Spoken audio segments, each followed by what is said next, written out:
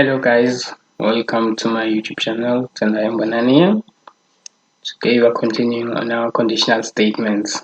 So today we'll be looking at the switch case statement, which is a statement that allows a variable to be tested against a list of values for equality. The value in the switch is termed as a case, and hence the variable being switched on is checked against the case.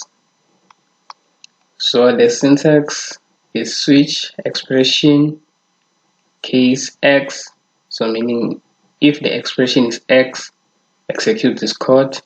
If the expression is Y, execute this code.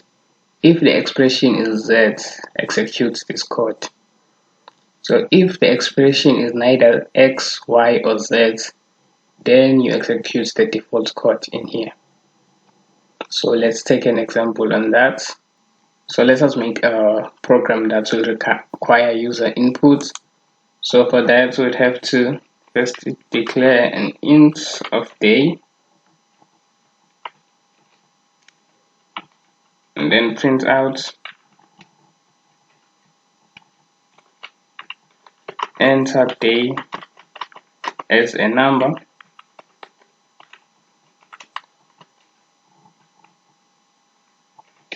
right? And then we extract that into our day, and then we can start with our switch. So we have to switch, and our expression will be day, right? And then we have case 1. You can just print out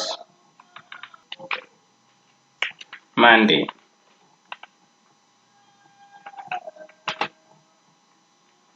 and then we break, and then we go to case 2, where we can see out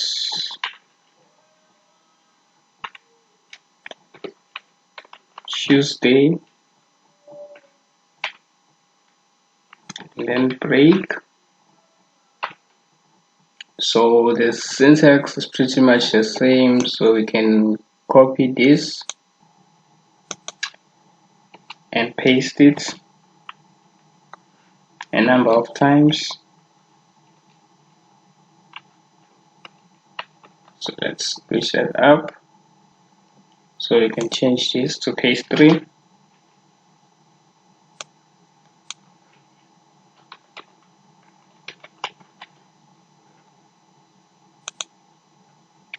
Case 4.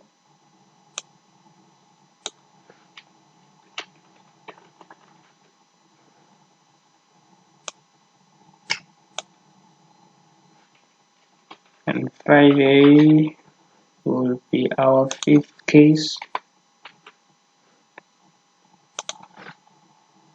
And then our 6th case will be Saturday.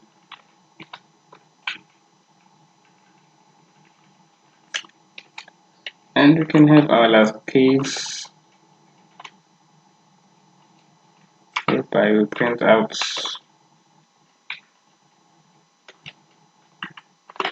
Sunday and break. And then lastly we have the default, which will just print out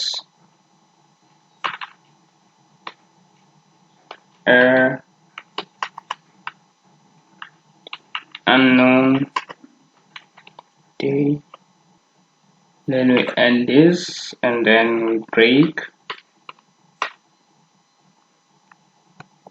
So the break statements are used to terminate the program, whereby when our case, for example case 1, is true, then we will print Monday and then break, and then this will move out of the switch statement and go to the following code below.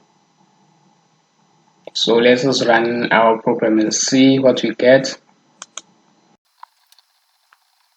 So we are prompted to enter day as a number. So let us put 5.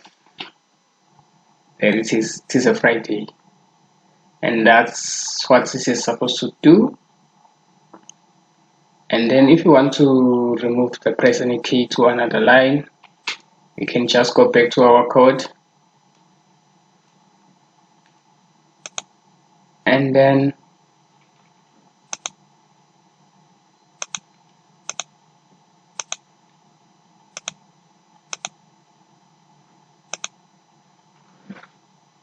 we enter our end line statements.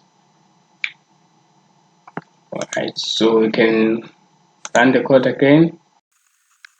So here we are, enter day as a number. Let's go for 4 and insert as day, and then press any key to continue. So that is it with our switch statements.